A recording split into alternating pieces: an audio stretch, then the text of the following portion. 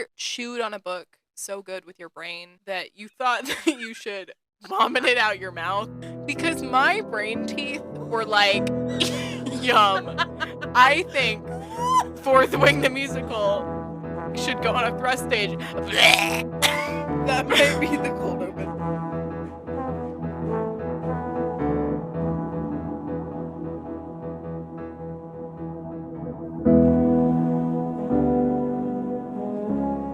Hi, welcome to Page to Stage, Where the books write the script. and we set the scene. I'm Emma. And I'm Maddie. Welcome to today's episode. We're going to be talking about Fourth Wing. We are so glad to have you while we spew some nonsense, probably. So much nonsense, but also like cool theater things. Yes. And is that also nonsense? It really depends. Kind of depends, yeah.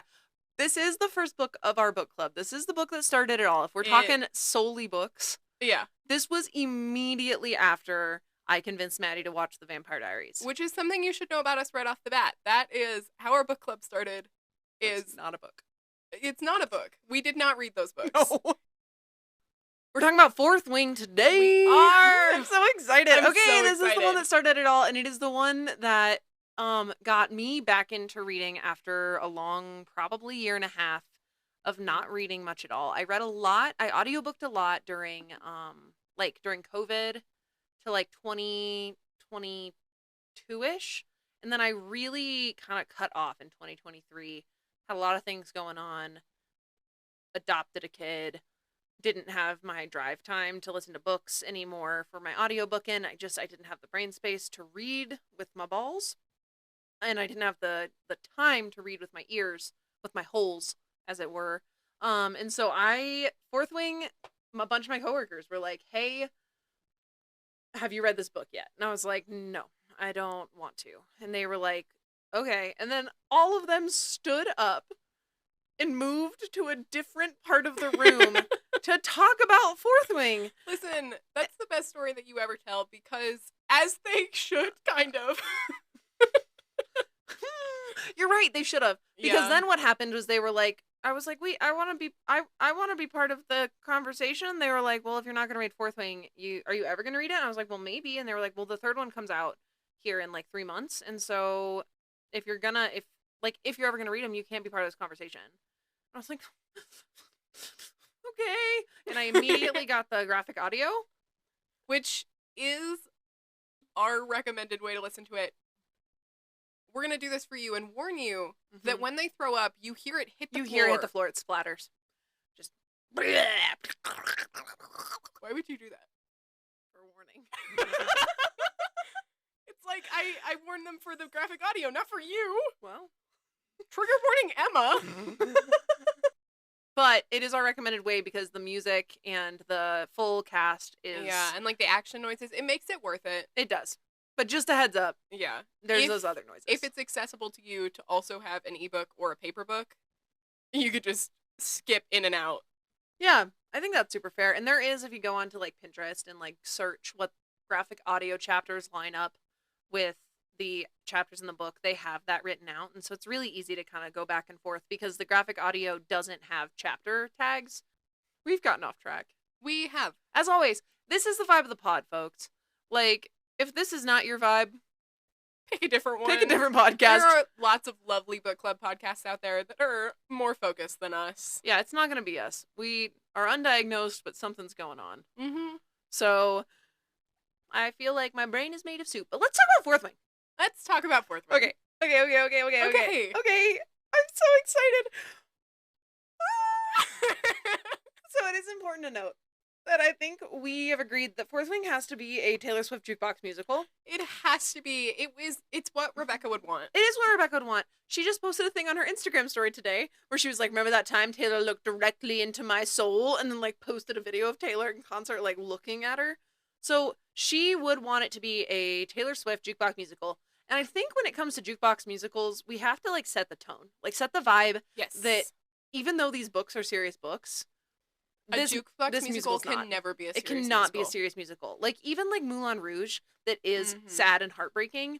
It is so whimsical. Yeah, it's like still... it is so good and it's so impactful and it is so whimsical because it's a jukebox musical. And it's going to depend about like the jukebox that you're working with, Right. right? Like Rock of Ages, slightly more serious than Mamma Mia. I think just going into this, if you are like a Fourth Wing is the most serious book I've ever read, girly,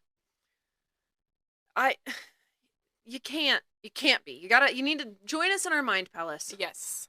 Join us in our mind palace, in which this is a Taylor Swift jukebox musical. And so what that means functionally is that every time Daenatos appears for all of Fourth Wing and most of Iron Flame, it's just the instrumental melody of You Belong With Me playing behind him. Yes, in like a very sad, like maybe a minor key. Yeah. Like very much like You Belong With Me, because it's his internal monologue, right? And it's also signals his entrance to the stage. Yes.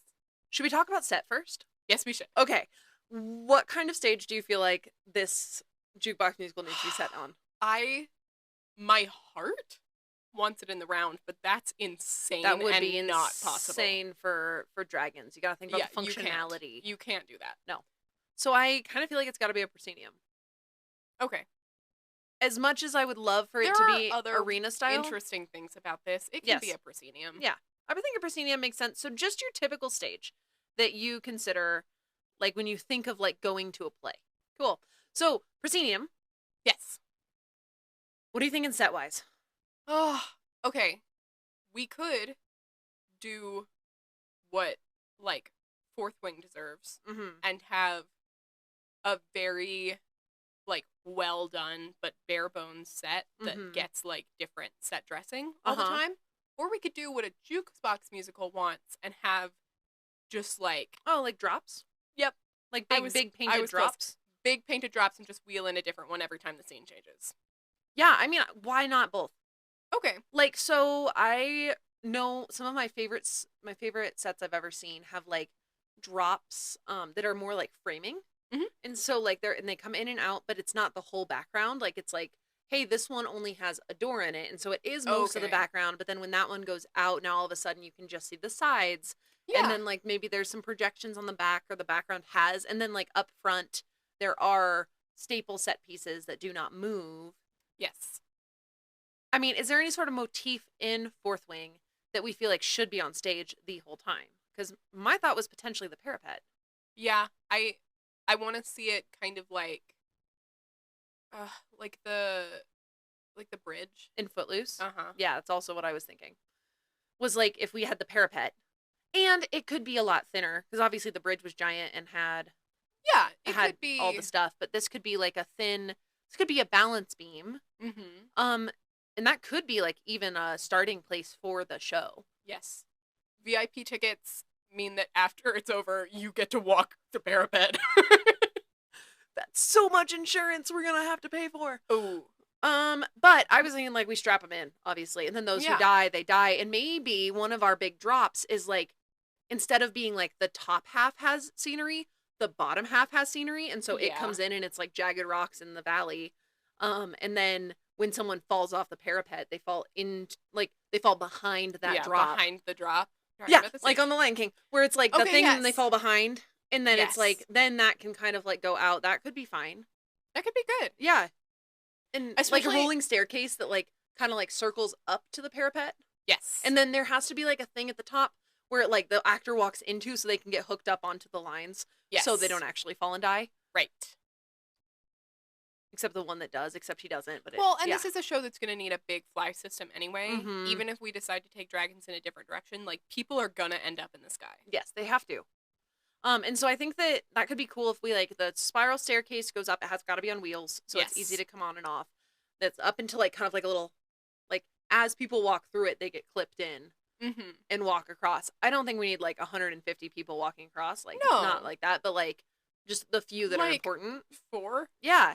And they put them there, and like obviously like any of the people who are on the parapet when they first get there should probably be clipped in just in case. Yes. And so, or on like a full platform that extends and there's like nowhere for them to go. Right. So I think is a parapet constant. Parapet is always on. I think it should always be there because we come back to it too at one of the like most romantic scenes in the book. Oh, so true. And if it's always there. Yeah. Yeah. Yeah. Okay. All right. So the parapet's constant. Mm-hmm. That's a constant set piece. And then drops of sorts that do different things. And yeah.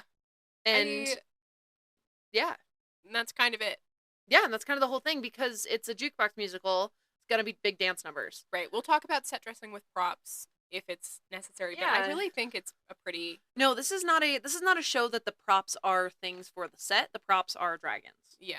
Are there any other important set aspects that we think we need? Because the parapet's super important. I think the gauntlet, is that what it's called? The gauntlet? Yes, I think the gauntlet can be, and stay with me here, the furniture and stuff that's like going to be part of the bare bones set just like stacked up. Okay. Like a Les Mis barricade sort of situation. Yes. Yeah. Okay. Great. I think that's fair. I think that's totally cool. Yeah.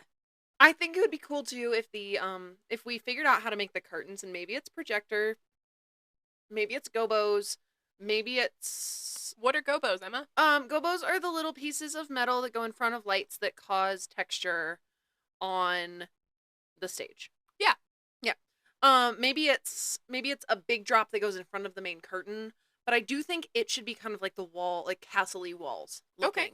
Yes. Because I think that kind of brings us into the space. Yes. We're in Basgiath, we're in the other places we go, but they're all forty. Yeah, and that would be something to look at during intermission, before the show starts. And then the curtains can close in between them and be like, hey, don't forget you're in a theater. But as they open, then it's like full immersion. Yeah. Yeah. Okay. Cool. Set. That's it, right? That's a set. That's a set. If there's any important things, we'll bring it back later. What about, like, okay, costuming? Yes. I think is hard because it is pretty clear that riders wear black. And distinguishing character to character with costuming is going to be hard. I don't think it is. No? In my costuming mind, I did costuming when we did theater together.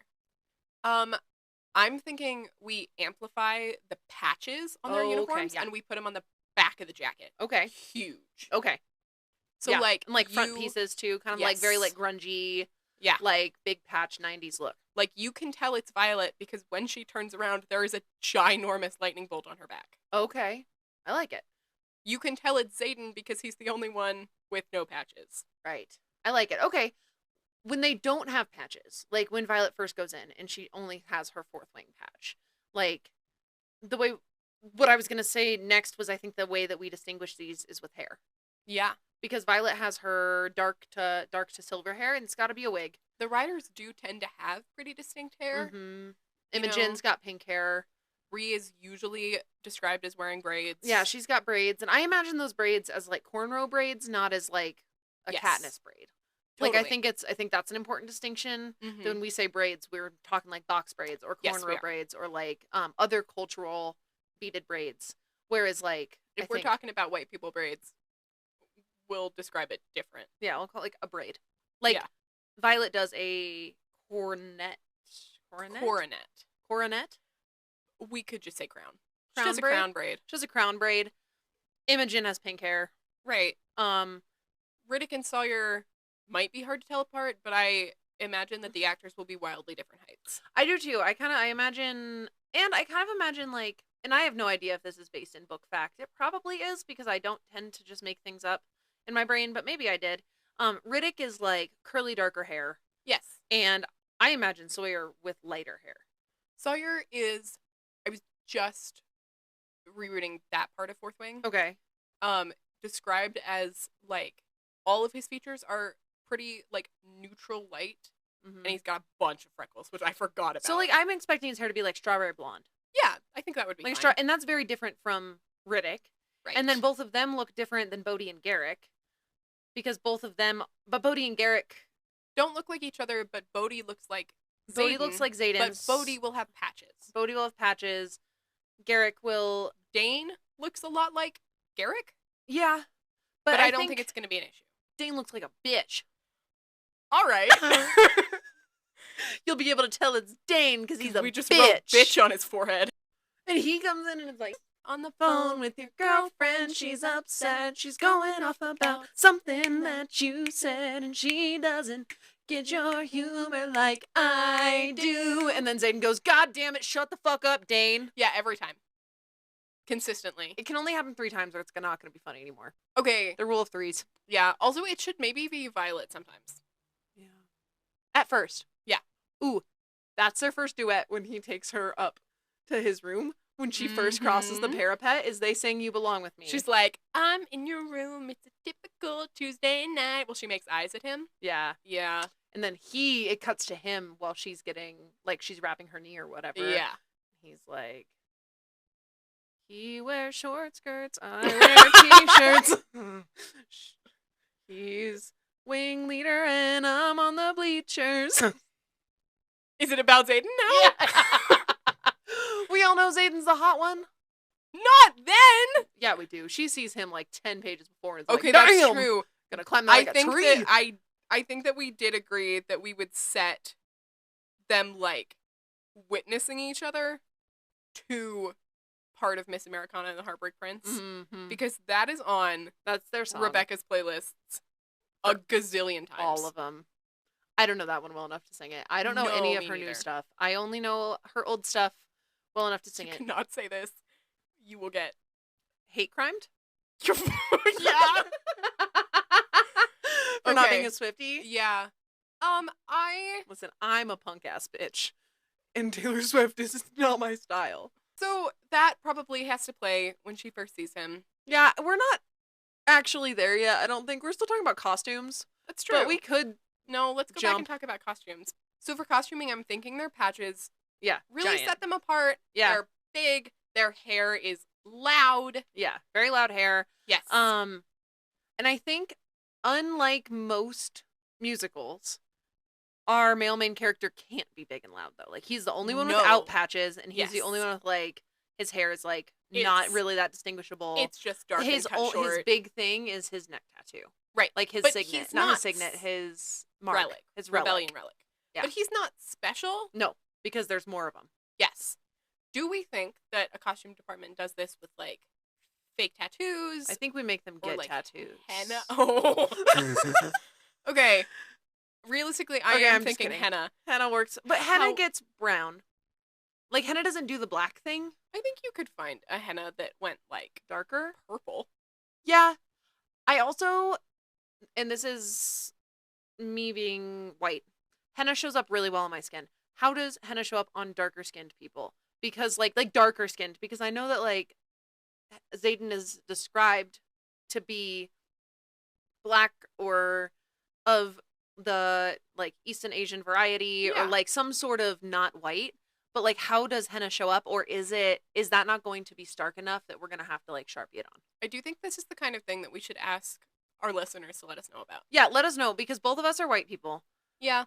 And we try really hard to be cultured. Yeah. But we don't actually have the answers to this. No. So if you think that Sharpie is a better solution than henna, let us know. Yeah. Somehow the relic's got to be there. Oh, at Page to Sage on Instagram if you want to let us know. Yes. Or you can email us. Yay! That would be just like getting a letter. I love getting a letter. We got our first mail. We got our first email the other day. It was so exciting. Yeah. And that's also pagetostagepod@gmail.com. Yep. Yay. Okay. So some sort of relic. Their dragon relic, or their dragons. Yeah. Sorry. Their dragon relic and their rebellion relic. I feel like for the audience's purposes need to be different. Yes. Because if Let me postulate to you that in the Jukebox musical of Fourth Wing, we never see anybody's skin. Okay. Like, we see their arms, which some people's rebellion relics are on. Yes. I think only a couple of characters have their dragon relic on their arm. Okay. I think we have to see Violet's back. Yeah. And her dragon relic. Yes. So I think it has to look different than Xaden's rebellion relic. Yes. On his neck. Because I think there has to be some sort of understanding without being like, and that's Xaden Ryerson. He has a rebellion relic because his dad, right? Like without like the fourth wall breaking. Right. Like, well, we do see Mira, because I think, sort of agree that this thing can't just like start. No. Like, Fourth Wing requires context. Yes. So we have Mira walk Violet up to the parapet, maybe. And she's like, listen, kids with rebellion relics Sure. are gonna hate your guts. Right. And then, but I think as an audience, we need to be able to distinguish immediately which kids just have tattoos Yes. and which kids have rebellion relics. Okay. Because I think that without the context of like, even though these are the same, they are different, it's going to be hard for the audience to like that visual connection. Yes. It's a good point. So I don't know what that looks like. Maybe dragon relics are sparkly ink. Yeah, maybe they're sparkly. But I mean, technically, aren't the rebellion relics also dragon relics? Yes, but we don't care. Okay. If they've got dragons, it's like those temporary tattoos that kids can get where the whole thing is like basically made of glitter and you pasted it on. Yeah. Yep. Okay. Cool. All right. So costuming wise, I think then we talk about the scribes with they have to like we're gonna stay true to the book, right? Yes. Like the black for the riders, the tan for the scribes. Yeah. It's like a creamish color. What is the healers wear a certain color? I don't remember what it is. I kind of think it's not blue. The infantry wear blue. The infantry wear blue. The healers, I think, also wear blue though. Green? I'm googling it. Okay, she's googling it. Yes, the healers wear pale blue. And the infantry wear navy. That makes sense to me. Yeah. I don't listen. I've read all these books, and navy blue. I still am not 100% certain why we need an infantry and riders, but whatever.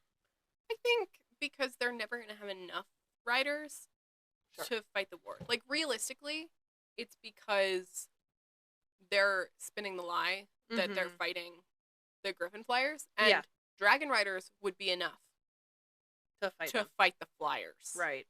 Unfortunately, the Flyers are not actually the problem. No.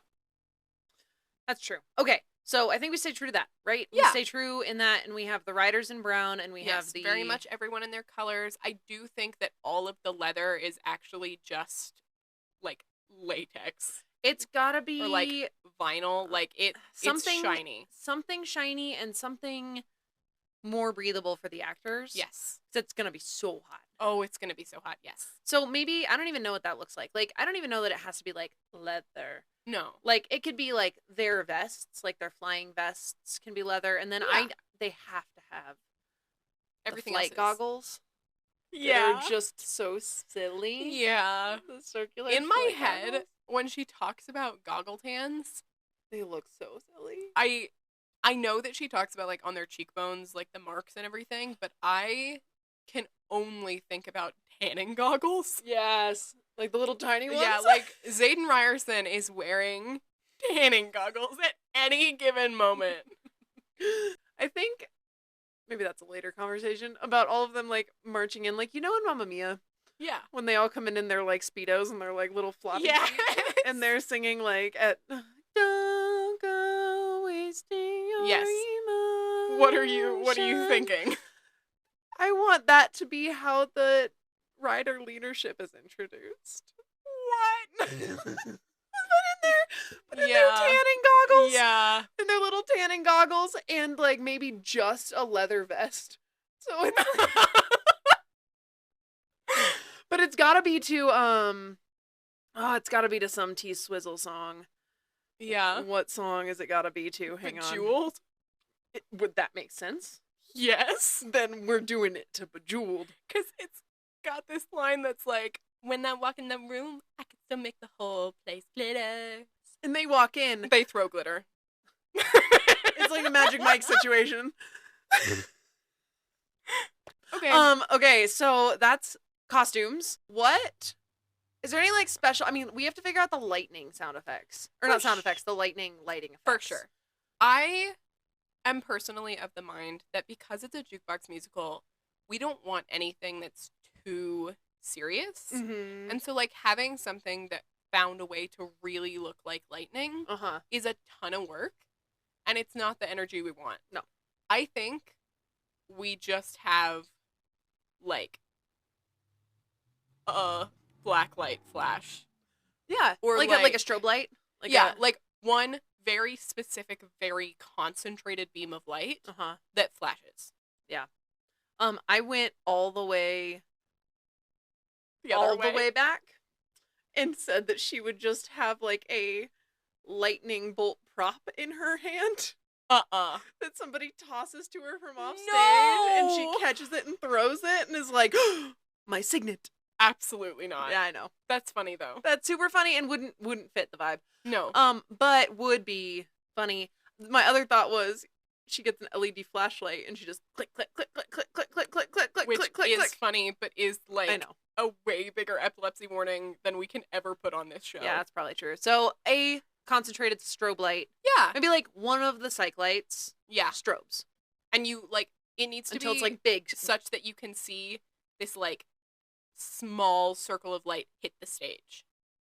Yeah. We do small circle light hit the stage. We could also do anything on the back. We could also Yes. I think like during the big lightning storm moments, Mhm. it's the psych, just like Yes. like flash, flash, flash, flash, flash. I And like agree. kind of all of our LED lights that we have that can Yes. strobe do, so we only need really the hey strobe light effect. Right. Epilepsy warning. The thing about that is that I do think that her big lightning storm moments usually occur to the Great War, Ooh. which is a pretty chill song. Could we do like a metal version of the Great War? Yeah. Like, could we, if we were transposing the show, could we make the Great War, but then like get like a metal Yeah, we cover could. of And it? then we like slide back into its original form for when Mhm. Liam dies. Ow! Yeah. You taught me. You hurt me. You taught me how. That's so good. Ow. Okay, yeah, that's good. That's good stuff. Like, we could introduce a different song for when he's dying, but I don't want to. No, that's got to be, because then I think it makes sense for her to have like a scream, bunch of strikes of lightning, Yes. like where it's like metal, metal, metal, metal, acoustic. Yeah. While she sobs and screams, and then all the lights Yeah. go out on her. Yeah. Yeah. Because that's intermission. That Liam dies and that's is intermission, right? Because if we're doing Fourth Wing and Iron Flame, Instead of doing in like one. Brennan, Yeah. it's Liam's death. Yeah. Because it motivates her for all of Iron Flame. Yes. Yep. And I think we start intermission, or I think we start Act 2 with Brennan. Yes. Yeah. We Because just then skip it's the like rest of the immediate. battle. Just skip it. Whatever. It doesn't Nothing- matter. Yeah, like she. I mean, Andarna matters. we We can don't. talk about it. It can be exposition. Yeah, Um, and she does it different times. the other thing with lightning is that if we put a bunch of atmospheric haze, we have the ability to like close the shutters on a light to make it like a pinpoint of light. Ooh. Like it's basically just like this like yeah, like a thing. like It's a like- laser vibe. like it's like like a laser pointer vibe. and it like it makes the light smaller and more concentrated. Yes. And if we do a good amount of atmospheric haze, you'll actually see the entire beam go from the lighting fixture onto the stage. And I love that. And Yeah. I want that for that big battle. for Yes. sure. So I think lots of that. I also think that we've got to figure out how to and the kill atmospheric shade, Jack. the atmospheric phase. Say the words for me. Atmospheric haze. Atmospheric haze is his shadows. Yes.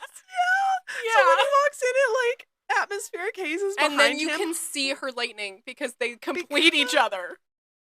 Yeah. I love it. It's so good. It It's the comes in behind shadows. him. It's You can see the always lightning.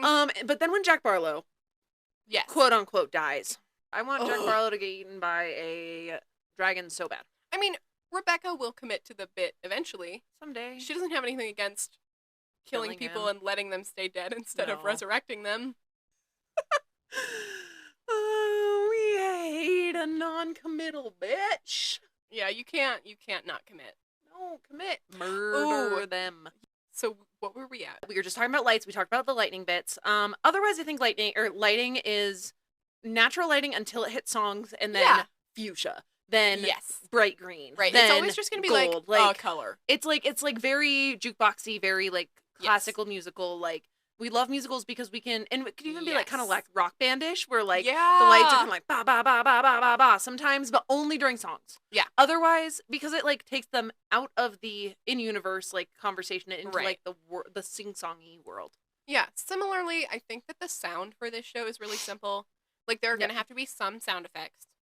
But, like, as far as music goes, I think that there's just not any until it's Taylor Swift time. Yeah, I think so too. And I do think that the only, like, the only thing on mics that's not just people talking the only thing that's not just regular, like, mic EQing, where, like, we make sure they sound like people and everyone in the audience can hear them, is the dragons when they speak through their bonds. Yes. I think there has to be some reverb on it, a little bit of echo, a little bit of that, like, booming, especially the first time it happens. Yeah. Because I think that the audience needs to feel it. Yeah, the audience is going to be like, God? Yes, and the answer is Taryn. Yeah. Kind of. Could we get Morgan Freeman to play Taryn? Yeah. Okay, Morgan Freeman should play Taryn. Lin-Manuel Miranda is Andarna.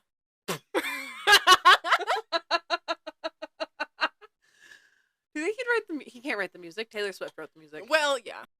We were talking about sound. So mics are just regular EQs. Make sure that everyone in the audience can hear and understand. We make sure that I think they've got to be head mics. Yeah. I don't think they can be cheek mics. I think for you the just wind prefer purposes. a head mic also. I prefer a head mic. Yeah. So it's got to be that, and then it's just normal. The music from I think it has to be a live pit. Yeah. It's got to be a live pit, and they can or live orchestra in the orchestra pit, or we could do that thing that a lot of jukebox musicals do, where the orchestra's on stage. I think that they should be on the parapet. Oh, but what about when people have to walk across the parapet? I think that we put them on a little platform above the parapet. Above the parapet? Like, they exist in the clouds. Okay. That works. Fine? I think so. I don't know why not. I think it's cute. Okay. Okay. When they live up there, that's sound, that's lights, that's set, that's costumes. Props. Let's talk about the dragons. Yep. They're the only prop, actually. Have a thought. Okay. So I do think we have to have dragons of some sort. But yes. I kind of think that they can be like what you were talking about with like the I should rehash my idea. I don't know what it's called. I was telling Emma that I think, you know those ribbons on sticks that they use in rhythmic gymnastics? I don't know what they're called. Maybe they're just called ribbons on sticks. But I imagine like a big piece of like organza or like fancy tulle, you know, like something that's kind of see-through and like noisy. On a big stick. Mm-hmm. And each of the riders like dances and fights with it in their other hand. And it is just called the ribbon. That's the dragon. Yeah.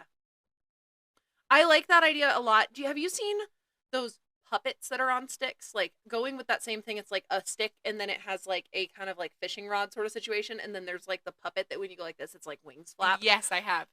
I kind of think that happening maybe wherever, like big ones that maybe take like a couple of people to fly, but like, or like a person on a big stick. And then my thought was, what if we had silks like coming down from the fly system, and we had actual like aerial acrobats climbing and grabbing the silks, and they are the dragons? They're the riders on the dragons. Oh. But then like we have our actors like there's a golden silk that like is Andarna, and like maybe that one she is the dragon because nobody rides Andarna. But like and it's like movement pieces behind the other actors, like portraying the like words and emotions and everything, but like behind, and then like when they fall, like they can do a really cool thing down the silks where they like tumble down to the bottom. Yes. I love the concept. Yeah. It would be a beautiful way to do fourth wing. It is not probably right for a jukebox musical. You're right. Yeah. Yeah, dragons on sticks. Yeah. And then the actors control their own dragons. Yep. And then we still hear Taryn's booming voice, but in reality he's 3 feet long. Yeah. Andarna, a finger puppet.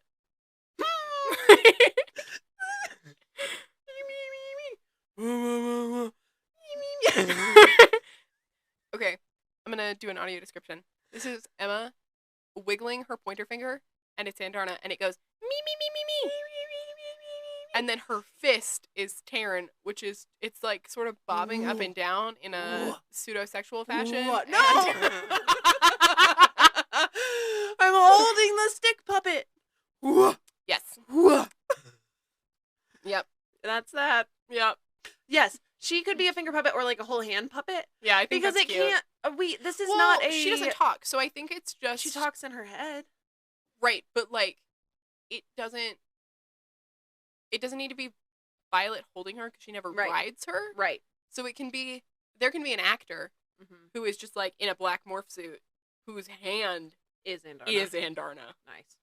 Okay, I like it.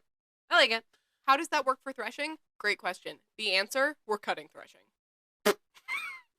I didn't know we were cutting threshing until just now, but that's okay. That does make sense that we cut threshing and just put it in some exposition. They just talk about it. Yeah. It's an important moment, and we can't do it unless we make it. We could do a light behind the psych and do a shadow puppetry situation. I like that. Where it's like, is the puppets. I do think it should happen while the actors on stage talk about threshing in like a very jukebox musical style. Yes, like they're talking to the audience. They're like, yep, that's me. I just got a dragon. Yeah. And it's like, it could be like behind them. Not Quest Squad. What are the little guys called? Violet and Company. Yeah, they're the Quest Squad. Right? Well, only some of them went on the quest. Oh. I'm going to call them Violet and Company. So it could be like Violet and Company, and they're like talking to each other and the audience sometimes, and just like about their dragons. And in the background, puppet show. Yes. Yeah. I like it. Or like big white sheet.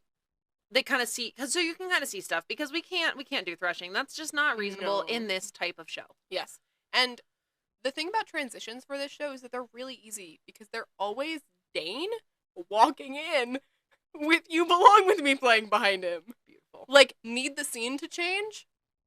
Watch Violet walk off while Dane walks like 20 feet behind her. Yep. Singing. Yes. Or angsty instrumentals, depending. Sure. Their kiss has to happen, which is at threshing. Yeah. But like, it has to happen, like, she walks off and she's like, leave me alone, Dane. And then she's like, he's like, Zayden, meh.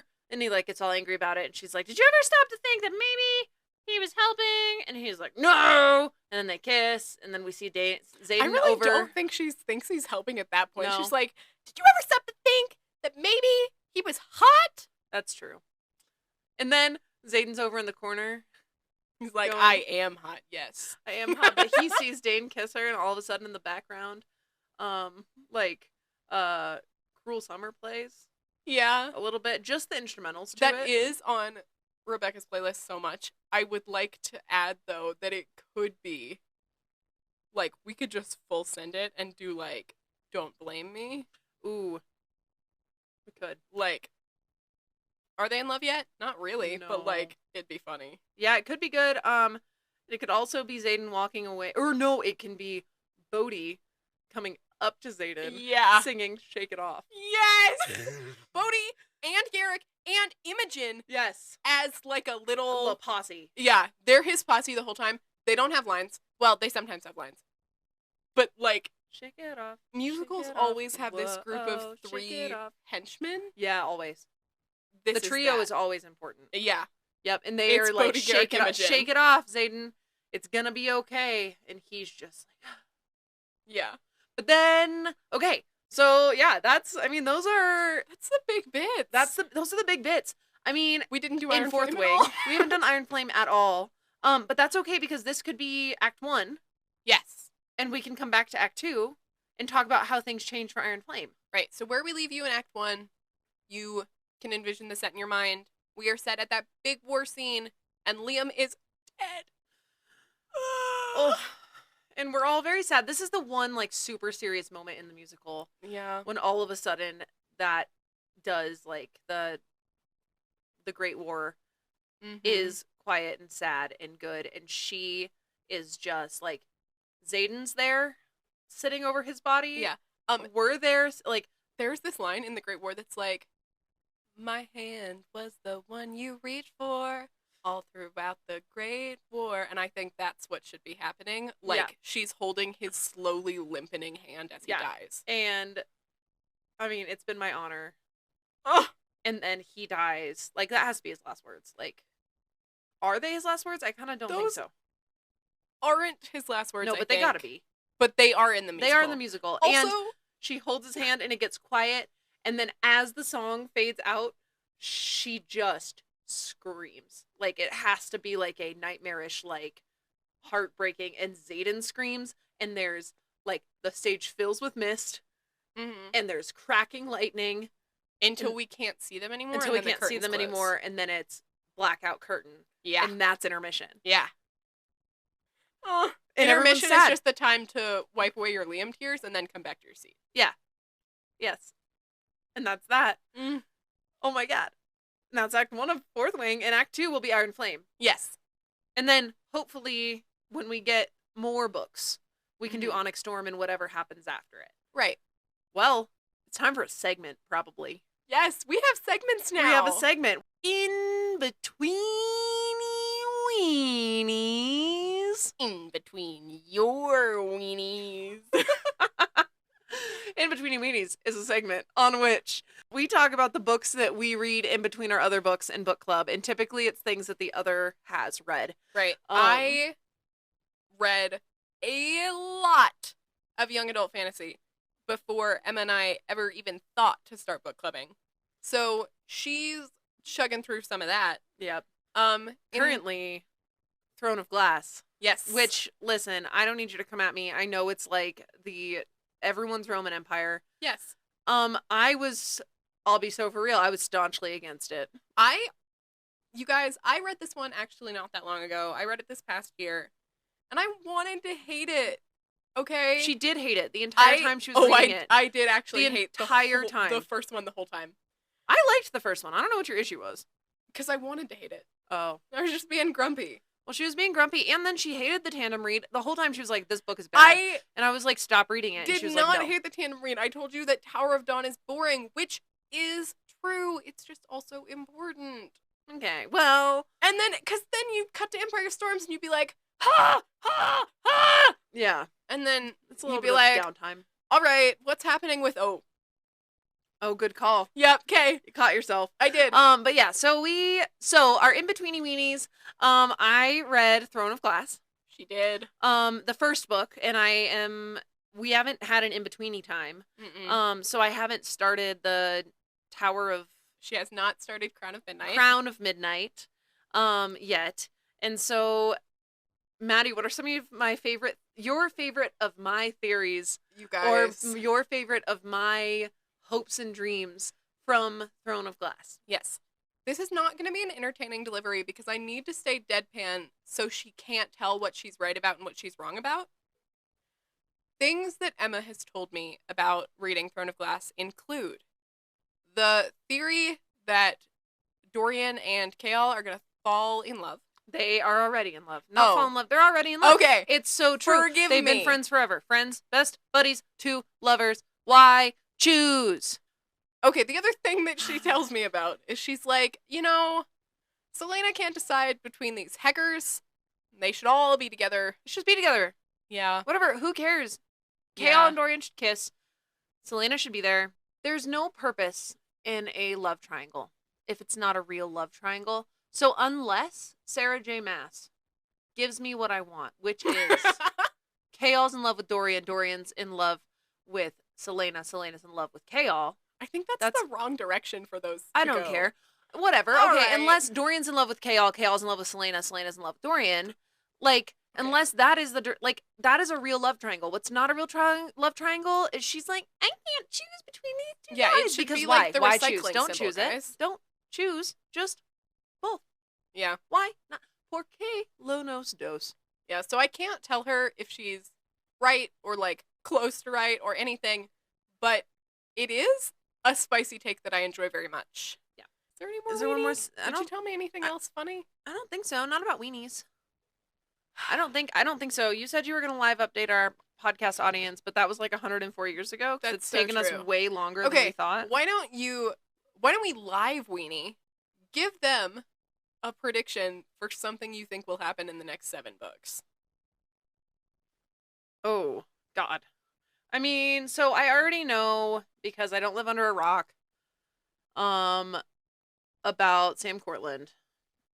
And I know that Selena's name is not Selena. And Right, so this is a thing that she did say. I actually asked her this question off camera a while ago. This camera. Off mic a while ago. And she was like, I know about Sam Cortland. Like, I know that he's not actually dead. And you know about, what else did you say? I said that Selena's name is not Selena because she already has 3 names and it doesn't get any better. She gets so many names. I believe she's Aylin. I think. I don't know that for sure. I won't confirm that. Oh, yeah. But I think that because there's never, like, a reel that's like, Selena, in regards to Throne of Glass. So unless she dies and she's not the main character anymore, which would be spicy, and I would like that. I don't dislike her. I like when authors kill people, but I've met Sarah J. Maas, and she resurrects everybody, so, like, whatever. Yeah. And she just lies to you about things sometimes. This is a spicy take on the pod. That we don't really think Sarah J. Maas is that good of an author. But we have read most of her books, so we try to stay kind of neutral about it. Yeah, they're like crack, but, like, crack's not good for you either. Yeah. Like, you recognize crack's not good. You just do it anyway. Yeah, we did a lot of crack. So, she's Fae. She's got to be Fae. We're going to have to go to the Fae realm at some point. I do, because I live on the internet, see that a lot of theories about crossovers, and I try not to read them, but crossovers between this and ACOTAR. So, we'll see that. I don't know. I'm really excited to see where it goes. I will read Crown of Midnight sometime. I don't know when. So, that's the weenie. And in this weenie, if you've read Throne of Glass, you know that among all of the things that Emma just told you, one of them is wrong in a way that is very funny. And one of them is wrong in a way that's going to break her heart when she figures out that she's not right. Oh, no.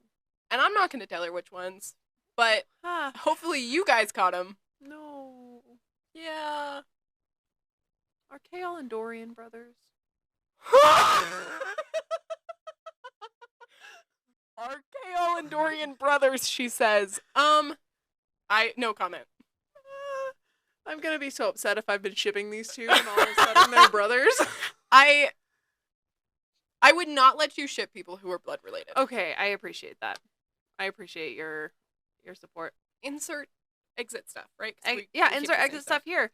Thanks for joining us for Act 1 of Fourth Wing. We'll talk about Iron Flame soon. Yeah, we are so glad you joined us in the virtual space. I know it's a lot of nonsense, and I hope that it fit your little nonsense heart too. Warms your little nonsense hearts. We'll see you back next time. Thanks for joining us. Bye. Bye. Our editing on Page to Stage is done by Emma. Our music is by A Strange Mood Productions. Thank you for building us these sick beats. If you want to contact us, that's at Page to Stage Pod on Instagram, or you can send us an email at pagetostagepod@gmail.com. Our Instagram is run by a tiny feral raccoon. We love her a lot. And we love you a lot. We'll see you next time. Bonus content. So much bonus content of us just trying to figure out what the hell this podcast is. I do think it would be really entertaining if you already liked us. It would not be entertaining if you didn't. No. No.